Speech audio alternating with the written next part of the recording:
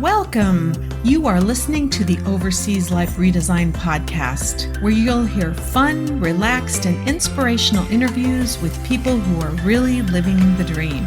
I'm Dawn Fleming, an attorney turned alchemist, and your host for the show, coming to you from the tropical island paradise of Isla Mujeres, Mexico. This show was created for courageous souls willing to step out of their comfort zone and design a new way of life. You'll gain inspired midlife wisdom from those who have done it as we share experiences, strategies, and offer practical steps you can take to redesign your life overseas. Listen and you'll believe if you can dream it, you can achieve it. Okay, today we are doing a follow-up interview. This is actually the first one that I've done, but there's a few others I have on the horizon.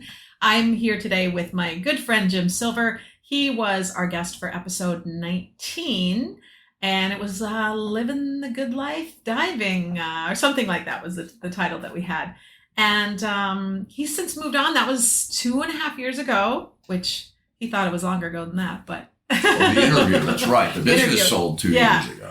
So anyway, he has since sold his business and is really doing some fun things that bring him purpose and meaning, which of course is our third quarter theme. And so I just had to get an update on what's going on. So thank you so much, Jim, for being with me today. I really appreciate it. Glad to be back, Dawn. It's a pleasure. And we also, full disclosure, are tennis buddies. Our courts are currently under construction, so we're not able to play, but we've been, was our fourth. We were 3 in the summertime for a very long time, and so we're happy to have a full contingent of 4 players. And it's more fun usually being on the same side of the net as you than the other side. Can I confess that? Yes. And you've complimented my team playing abilities. So thank you for that. I appreciate it.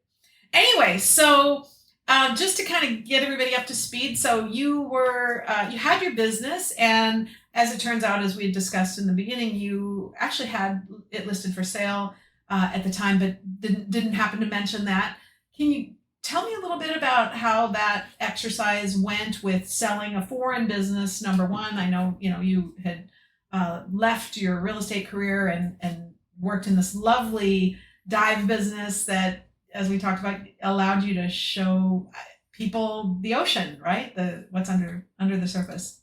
Yeah, I mean, teaching diving, being in the dive business has always had an element of magic to it. Taking somebody underwater for the first time, even if you don't have something like Caribbean reefs to show them, it's amazing. It's an amazing moment for anybody to suddenly be breathing underwater and looking around in a new world, a different world.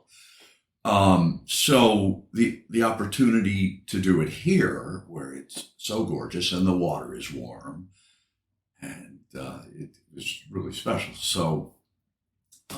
Did I lose the question? No, that's okay. No, I love that you're talking about how much you love it. And then for those of you who don't know, I think I put it in the newsletter, I just am almost finished with my PADI open water certification. I've been a longtime snorkeler, sailor, very comfortable in rough seas on top of the water, a little terrifying down below for the first time. But the second time I relaxed a little bit more. So it really, I think, takes a certain special patient type of person. I'm sure I'm not the only one that has experienced a bit of terror the first time. Of course not. And that's one of the great rewards of the activity is you help somebody get past what are very rational fears, so that they can be successful doing something that not everybody does, which is also part of the appeal, no question. But getting back to the sale of the business. Yeah, why would you stop if it was so fabulous? So talk to me about that side. It's a business that requires a boat. And most people are familiar with the 2 best days in a boat owner's life are when they buy the boat and when they sell the boat. So boat ownership is a challenge when it's a recreational activity, okay? When it's part of your business, it's time-driven. You cannot endure. Well, it's like having a taxi or any other mechanical device. It It breaks down is what you're saying. Right, it breaks down. And if a boat breaks down out in the ocean, that's a little bit different than a taxi rolling to the side of the road and calling a tow truck. But anyway, so that was a very demanding part of the business. The bureaucracies were a very demanding part of the business. Licensing with the National Park Service here in Mexico, the commercial boat licensing that had to take place with the government. And then again, you have all the normal stuff a business here has, that employees, insurance, marketing, taxes, and so, and I'm a sole proprietor. And like almost any employer will tell you, one of the biggest challenges is help employees, skilled labor, however you want to put it. So even a business like that seems so sexy and so fun to work in? Well, the truth of the matter is, no matter where I was in the world, on vacation, whatever, if I had clients underwater, I was aware of it. They're not sitting in a restaurant. They're not at a bar. They're not renting a golf cart. They're underwater. Gotcha. Okay, so that carries a level of stress. And I was 54 when I started this, and I'm a pretty high energy person. But at a certain point, it's okay to say, I think I can move on now. And as I would hope most business owners do, your end game is always somewhere in the back of your mind. Mm-hmm. Yes, you want to operate your business successfully. And if you've kind of grooved that day-to-day operational stuff and you made it, I had a friend of mine when I hit the 5-year mark go, hallelujah, Jim. Yeah. You hit 5 years. That's fantastic. So, but again, and of course, coming out of the high-tech world and being involved in a couple of startups, you learn about the end game and what are your options? How do you finish? What's your exit strategy? Exit strategy, exactly. So about 18 months before the sale actually happened, you mentioned PADI a minute ago. PADI, my instructor organization, actually has on their website a place to advertise. Oh, fantastic. I want to sell a business. I want to buy a business. I want to get a job in a dive business. I have jobs in a dive business. So that was an obvious place to begin marketing. Sure. And then there was another dedicated dive business for sale site on the internet. So, you just quietly put the word out there. The challenge of selling almost anything is, whether it's your house or your car or a business, is you have to manage interested parties. Yeah. And having a real estate background, one of the things you learn in real estate certainly is how do you pre-qualify and filter. So I bet you didn't use a business broker. No. As a matter of fact, I did not. Because they do that stuff for a fee. And being a former real estate broker in Northern California, I had a pretty good sense of, the ropes. But still, it is hard when you are, the one that's selling, and yet you're also trying to be that agent for the buyer to try to figure out, is it a fit? Are they qualified? Are they serious? Like all of those questions, right? And for better or worse, so a certain number of years ago, I learned that emotional attachment to what you're selling is dangerous. Yes. And so, I was able to keep that out of the equation in this transaction. So how many potentials came along before the real one manifested? I would say around 8. Okay. And of those 8, there's maybe 1 or 2 that were really viable. Yeah. Okay. And you mentioned before we started that a lot of them wanted you to carry financing on it, and you kind of were like, right. I didn't want to do that. Primarily because it's not like there was a real estate asset that could have been collateral for carrying that. Yeah, you get back a broken business. Right. Which, or broken boat and broken business. Right. It just, right.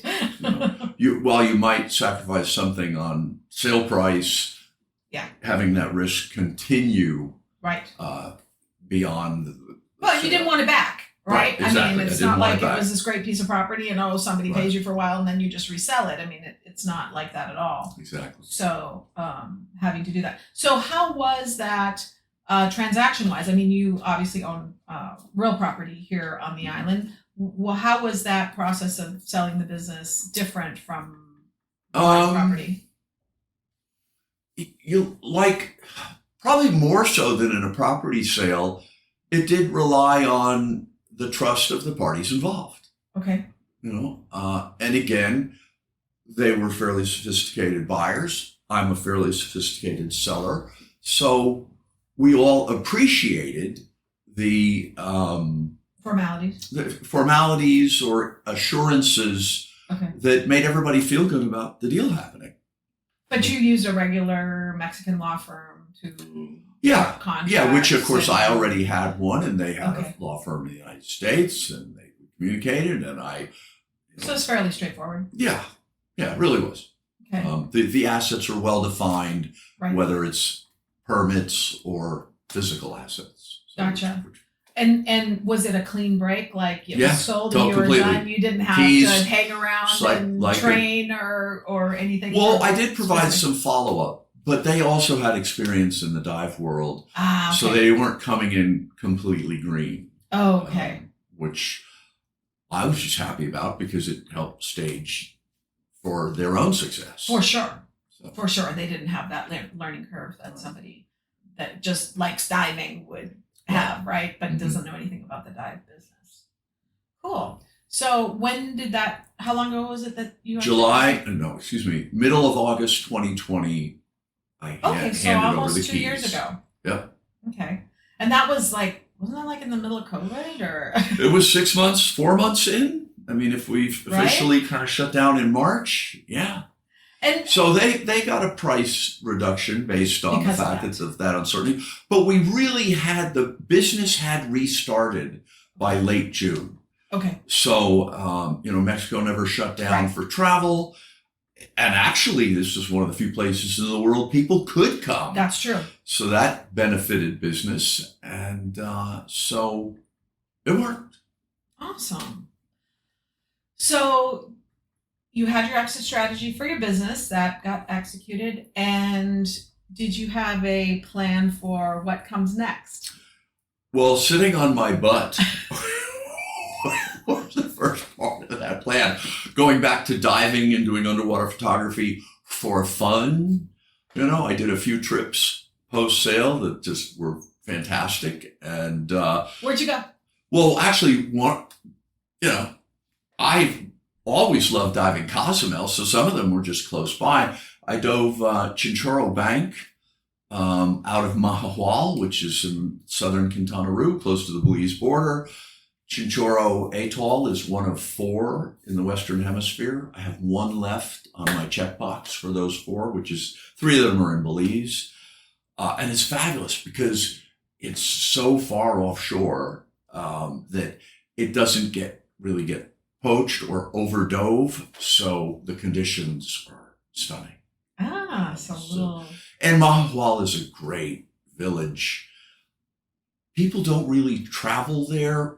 Well, European tourists do because they're here for 4 to 6 weeks. Right. And so they're doing little trips all the time. But a tourist flying into Cancun or Cozumel from the U.S., the last thing they want to do is get in a vehicle and go another 4 hours down to Mahahual. They're just here for a week or 10 days. So that's well, and also I did a bicycle trip in the Yucatan south of Valladolid. I did a road trip out to the other side of the Yucatan and visited another Mayan ruin, Uxmal, and wandered around in those villages. So really got to do some of the things. More local traveling. Yeah, that I haven't had time to do in 8 years because of the business. And this is such a fabulous part of the world. And when I started here in 2012, I had no idea. I had no idea what's right here. It's so incredible. Well, that's exciting. So you didn't sit on your butt. You actually. Well, for me, that probably would be like not doing much. If I'm traveling and having fun, that means Right. I'm not, at the grindstone. You weren't laying in a hammock drinking fruity drinks, though. Right. You were maybe Right. sometimes, but not. Most of my friends would go, "What happened to Jim? That's not Jim." Not who you are. So I know you have some other projects that you've been toying with, books and things like that. But was there a period of time after the sale that you were kind of like, okay, I feel like I've gotten into this groove of maybe not retirement, but semi-retirement after the sale of the business, and we're like, more? Or? I mean, sad to confess, the book projects continue to sit on the shelf and not. I mean, I do a little bit of writing, but not at the level I should. One of my favorite authors, and this guy wrote a great book about writing. His name's Stephen King. You've probably heard of him. 3 words, butt in chair. Right. So I've avoided that, and I've certainly been open to distractions. We'll be back in a moment. Isla Mujeres is a Caribbean jewel off the coast of Cancun. Castilito del Caribe warmly invites you to enjoy our spectacular oceanfront villa located in the heart of El Centro and a short walk to Playa Norte, which is ranked one of the top 10 beaches in the world. With an ocean view of crystal clear turquoise waters overlooking both the Caribbean and Cancun city skyline, we offer a fabulous location for you to enjoy all the peace and tranquility you're looking for on vacation, while also taking in all the excitement the island has to offer, with activities either in walking distance or a golf cart day excursion away. Please visit CastilitoCaribe.com, www.CastilitoCaribe.com. We look forward to seeing you soon. Is it time to go? Are you starving for adventure and new experiences? Ready to lower your living costs and upgrade your quality of life? Do you long for the freedom to live anywhere and earn in paradise? You can live a happier, healthier, and more joyful life. Don't know where to start? Join us for our free workshop to plan your overseas beta test. You'll walk away with a step-by-step plan to turn pie-in-the-sky dreams into your pinch me, is this real reality, and create a life you never need a vacation from. We'll help you plan and execute your perfect exit. Register at paradiseroadmap.com.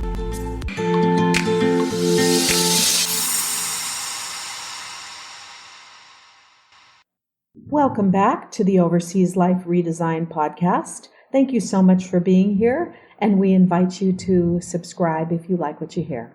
As you know, the one that has captured me over the last few months is the Tortuga conservation efforts. Yes, and that is exactly what I want to dive into next. So thank you for bringing that up. You've been on the island for a long time, so obviously you've been aware of the turtle farm and the conservations efforts that have been going on.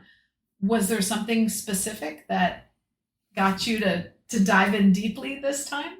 For one, I've been diving with the turtles during mating season off the south tip of the island for 8 years, Okay. and filming them and photographing them, and been in the middle of that activity. Turtle porn. Underwater, exactly. No one ever told me I'd become a turtle pornographer.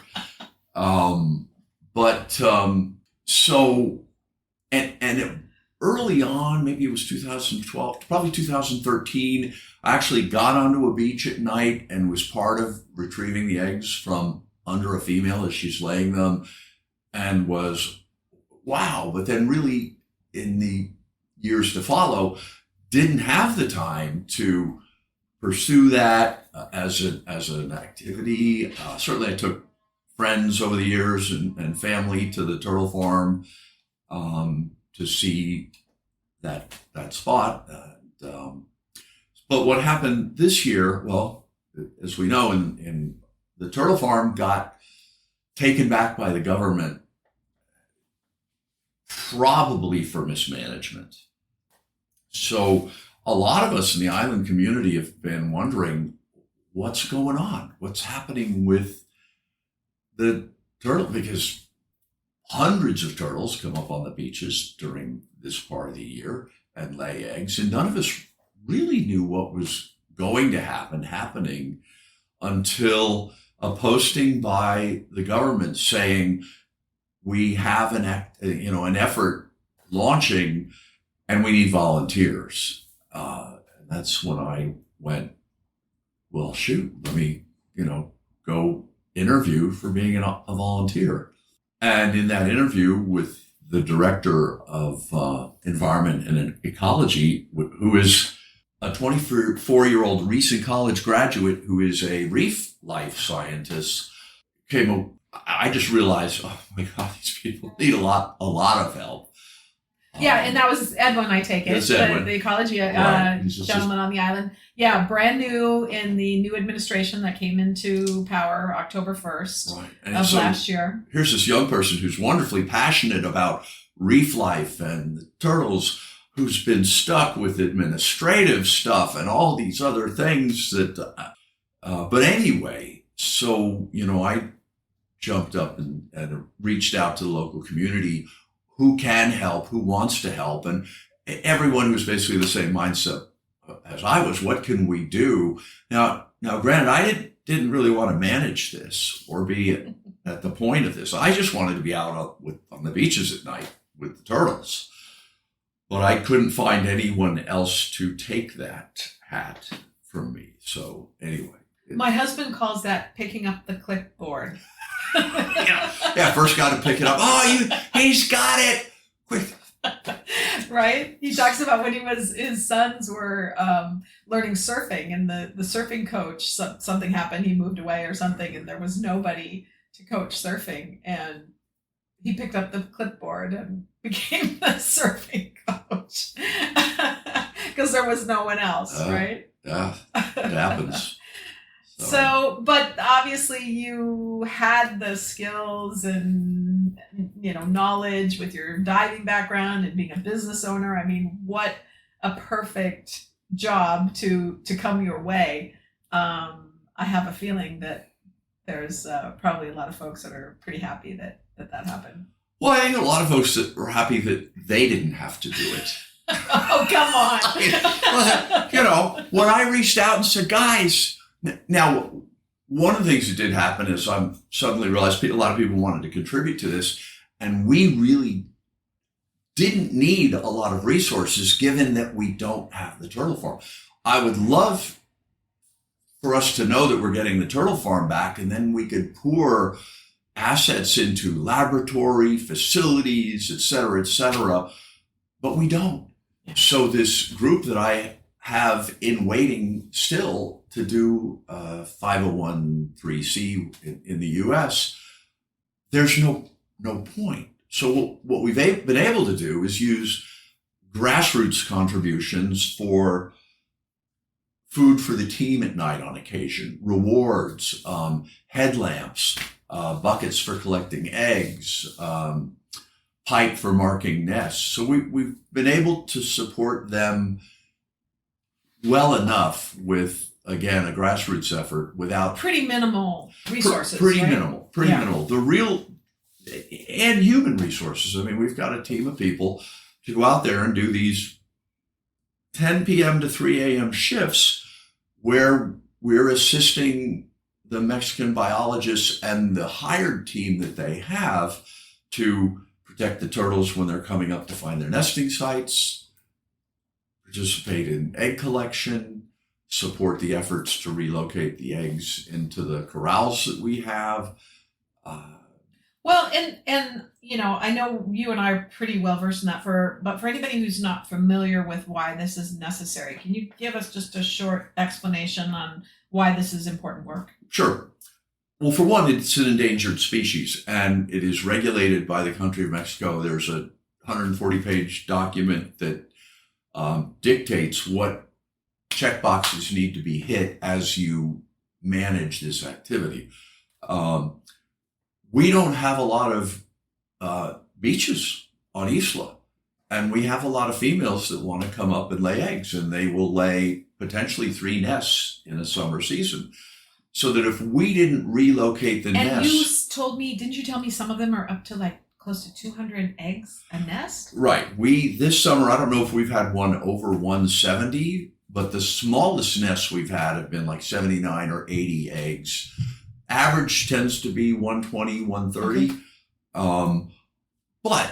And we're upwards probably of 600 nests so far this year. And we're tapering off on the nest laying a bit because we're towards the end of the season for that part of the activity. But they'd be coming up and digging up each other's nests if we didn't put them in a safe place. So that's one important reason to move the nest. I might add, for those who don't know, it's not like the turtles come back and check on the eggs. Right. Once they've laid these eggs, they are off and gone. They're not terribly maternal species. Right. They're not like birds that come in with worms and feed their young or anything like that. These are reptiles from the age of the dinosaurs. They're astoundingly primitive. And you get that sense of antiquity as they're coming up on the beaches at night, knowing this was going on way before humans were involved. And and even if the nest isn't disturbed by, say, another female that's also laying her eggs, there are other dangers as far as... Absolutely. When these babies hatch, they are at the bottom of the food chain. And everything from crabs to birds in particular. I mean, if it's daytime and these babies hatch, the birds will have a feeding frenzy. So that's a huge benefit of relocating the eggs into a safe place. If you go out to one of our corrals, the nests for which hatching could happen any day are surrounded with a tight mesh wire to contain the babies, and they're covered with palm fronds. I just saw the ones over on Media Luna when I was watching. And even then, there are other animals like rats and dogs, etc., that would go after the eggs. So, it's important. And plus, by relocating them, we track the species, the date they were hatched, the egg count, and so we are able to collect statistics on what is the ratio of species that are coming up to lay the eggs, how many, et cetera. So it's... Sure, the tracking. From a scientific standpoint, it's fantastic. Being able to do that. Very cool. And then after they hatch? After they hatch, they get unceremoniously put in a plastic bin. And within usually same day in the evening, we take that bin out to a beach and release them onto the sand. We can't put them in directly into the ocean. They need that sand journey to the water's edge to lock in their honing system for eventually, for the females and the males, returning to that neighborhood to lay eggs. Yeah, I'm glad you mentioned that, because I was going to say, they return to... And so when we put them out on the sand, often they have high energy for making their way to the water. They're born with a nutrient sac inside them that will feed them for 7 to 10 days. And some of them are asleep. And so we put them back in the bin and we wait a few hours, oftentimes, pre-dawn, when they've woken up and set them free. And are they still at risk? Oh, absolutely. Little guys? I hate, I don't, this metaphor bubbled into my head, but baby turtles in the ocean, it's like throwing Oreos into a schoolyard. They're just food for everything. And it's why we stagger our releases, because very quickly the fish, the crabs, right off the reef, off the beach where we're doing releases. Almost like you ring a dinner bell, huh? Exactly. Hey, it's baby turtle time. So they're quietly in different areas. With a 1 out of 1,000 potential survival rate, at a certain point, you come to the realization that this is as much a food chain event as it is a species reproduction event. It is what it is, but they, for the first time, really released a report where they think these turtles go out into the current, the Gulf Stream, and eventually end up in the Sargassum Sea, where they spend 10 years in these islands of seaweed out in the Atlantic, growing and maturing till they're significantly higher on the food chain. That's a beautiful picture. I like that. I just flashed on Finding Nemo, where the turtles went into the current and got a nice ride to where they wanted to go. So there isn't a lot of money for research, unfortunately, but they did manage to put a tracking device on an adult turtle here in the Mayan Riviera once upon a time and tracked it to Africa. And no kidding? It's astounding. Holy moly. I don't think are they fast? They're not very fast swimmers, are they? Or when they're relaxed, they are not fast swimmers. I have seen a turtle turn on the burners underwater. And if they want to move, just like stingrays, they can.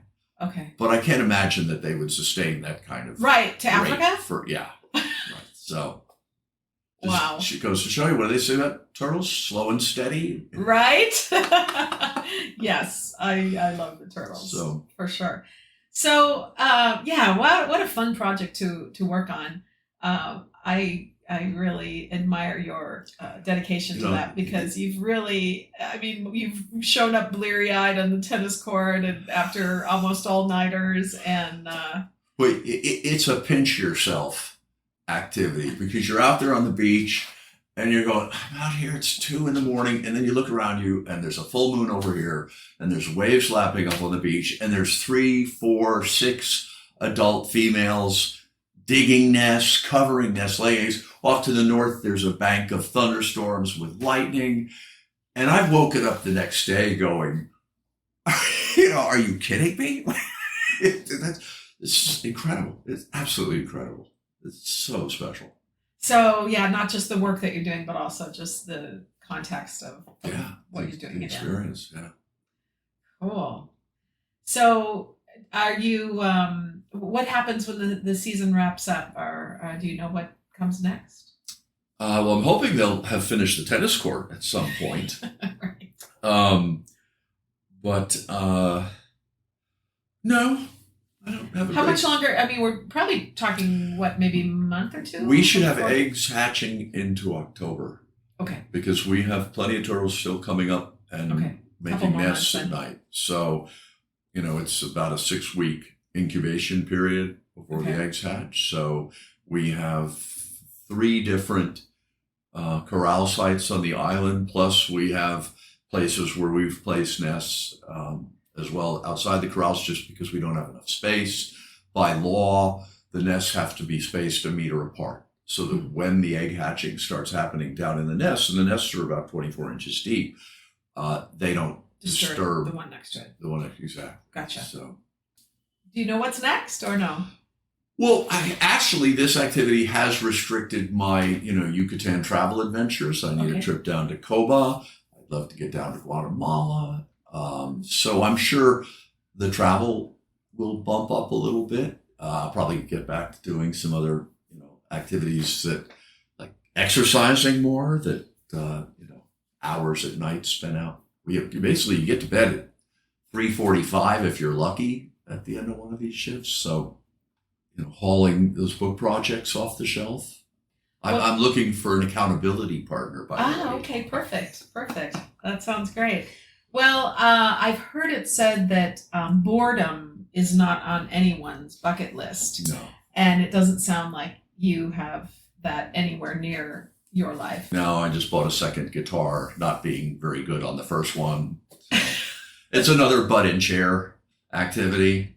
So it is what it is. Well, very cool. I don't want to keep you. I appreciate you giving us an update. But before we close out, is there anything you'd like to add about your thoughts on finding purpose and meaning in life? Or Well, God, I think about my years when my kids were little, coaching kids and fundraising for Leukemia Society. I think part of it is, what's your inner fire? And how does that relate to a place where you actually can give back? I mean, there probably isn't anyone walking this planet that couldn't teach or volunteer in some arena that they already have some experience in. Or on the flip side, hey, I've always wanted to do that. Volunteering is a great way to find a new passion. And Lord knows there's so many wonderful things on this planet that need help. For sure. So, yeah. Well, thank you very much. I appreciate your time today, Jim. You're welcome, Dawn. Always a pleasure.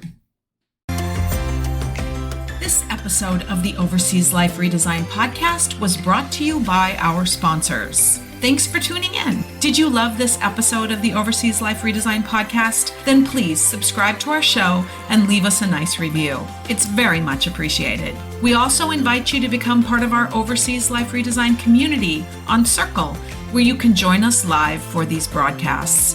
Visit opats.com, that's OPATS.com for details. Thank you for listening.